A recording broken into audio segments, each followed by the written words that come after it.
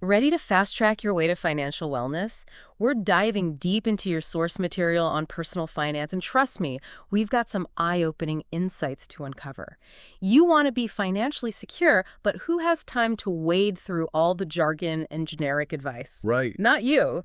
So let's cut straight to the chase. We'll unpack the most actionable tips on budgeting, investing, and managing your money like a pro. Even if you're already familiar with the basics, we're going beyond the surface level Definitely. to uncover those aha moments that can truly make a difference in your financial journey. And we're not just talking about pinching pennies here.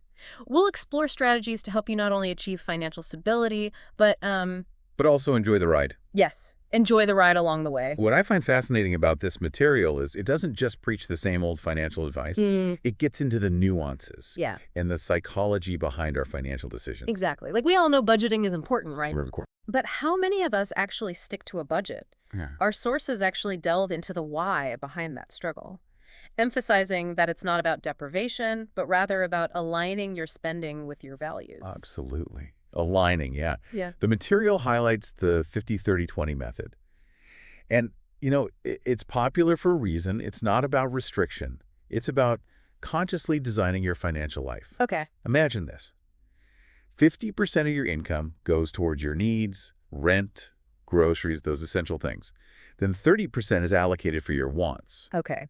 And this is where it gets interesting. This isn't just about lattes and gadgets. It's about what truly brings you joy and aligns with your passions. Okay, so it's about being intentional with that 30%. Instead of just mindless spending, you're choosing to invest in experiences, hobbies, or things that truly enrich your life. Exactly. And then there's that crucial 20% dedicated to savings and debt repayment. Right, the financial freedom fund. Exactly. Now, I'll admit, there was a time when I thought budgeting was all about spreadsheets and saying no to everything fun.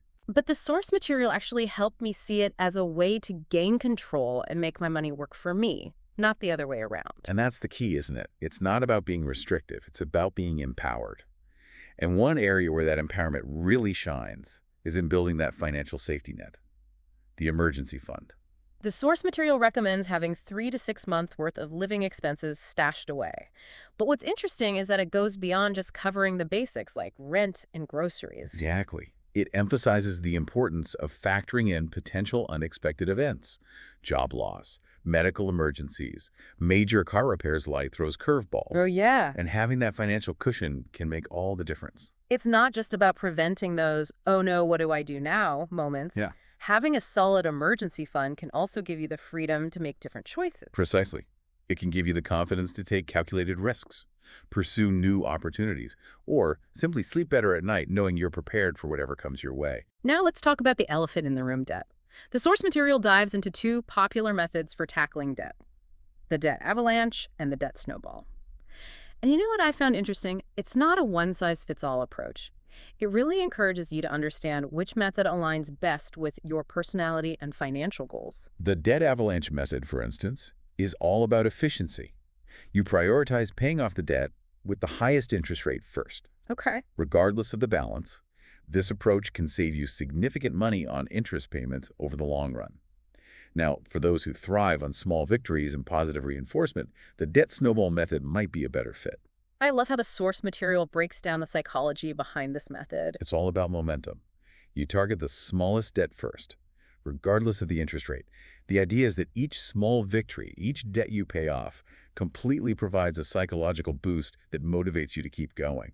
Like a snowball gathering momentum as it rolls downhill. You knock out those smaller debts, free up more cash flow, and before you know it, you're tackling the bigger ones with a sense of accomplishment. It really is.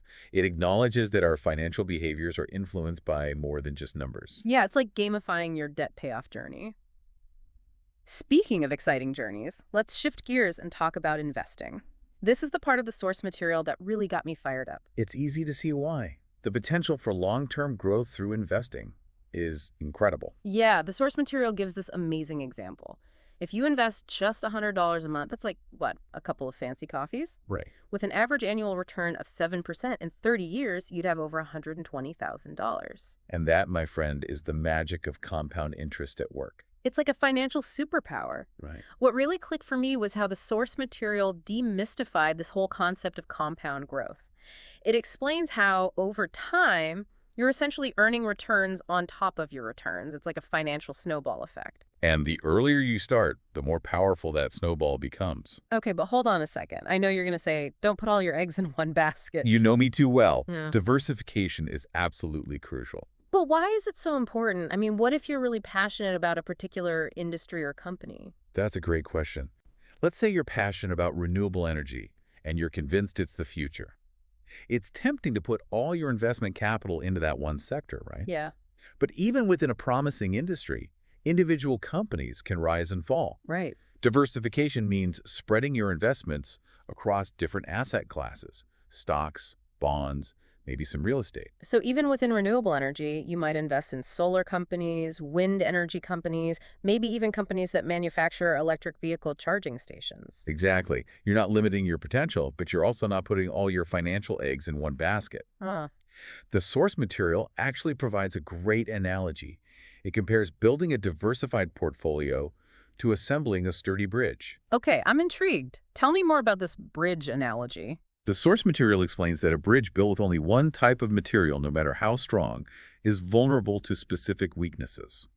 A well-diversified bridge, however, incorporates different materials: steel for strength, concrete for compression, cables for tension, each chosen for its unique properties. This makes the bridge resilient and capable of withstanding a variety of stresses. Similarly, a well-diversified portfolio, with its mix of stocks, bonds, and other assets, is designed to weather market fluctuations and come out stronger. Okay, that bridge analogy really makes it clear. Now, what about those other terms the source material mentioned, like dollar cost averaging and dividend reinvestment? What are those all about? Those sound like smart strategies, but can you break them down for us, like in a way that even I can understand? Absolutely. Yeah. Let's start with dollar cost averaging. Imagine you're investing in a company that makes, say, electric scooters. Okay. The market for those scooters can fluctuate, right? Makes sense. Some months are booming, others not so much. So with dollar cost averaging, So how does dollar cost averaging play into that? you're not trying to time the market perfectly. You decide on a fixed amount to invest at regular intervals, say $100 every month, regardless of whether the scooter company's stock is up or down that month. So if the stock price is down, my $100 buys me more shares. Exactly. And if it's up, I get fewer shares, but I'm still investing consistently. Exactly. It's like buying those scooters in bulk. You get a better average price over time because you're buying at both highs and lows. Makes sense. Okay, what about dividend reinvestment? That sounds pretty intriguing too. It is. Think of it like this. You buy shares in a company that makes, let's say, those delicious vegan ice cream sandwiches you love. Okay, they've got my attention. Now, this company is doing well and decides to share some of its profits with its investors. That's a dividend. With dividend reinvestment, instead of taking that dividend payment as cash, you automatically reinvest it to buy more shares of the company. So my ice cream sandwich investment is buying me even more ice cream sandwiches. I like how this works. It's a delicious way to grow your wealth. And speaking of smart financial moves, let's talk about the often overlooked but oh so crucial aspect of personal finance: money management. The source material doesn't just tell you how to make money, but how to make it work for you. Right. It emphasizes that it's not just about earning, it's about keeping and growing what you earn. And one concept that really resonated with me was living below your means. It's a powerful principle. Yeah. And the source material stresses that this doesn't mean depriving yourself. It's about being mindful and intentional with your spending. So it's about finding that balance between enjoying today and investing in your tomorrow. Any practical tips from the material on how to actually do that? The source material emphasizes combating lifestyle inflation. Say you get a raise, congrats. It's tempting to immediately upgrade your lifestyle.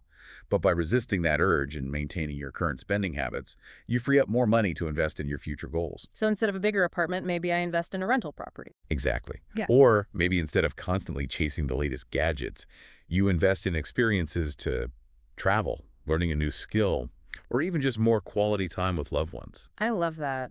It's about aligning your spending with your values and prioritizing what truly matters to you. Precisely. And to make that even easier, the source material suggests automating your savings and investments. You mean like putting it on autopilot? Exactly. Set up automatic transfers from your checking to your savings and investment accounts each month.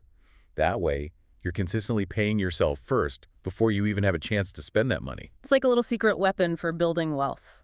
The source material also mentions minimizing fees on financial products Oh, absolutely. and making sure you have adequate insurance. Those seem like small details, but I guess they add up over time. Absolutely. Think of it like this. Every dollar you save in fees is a dollar that stays invested and working for you.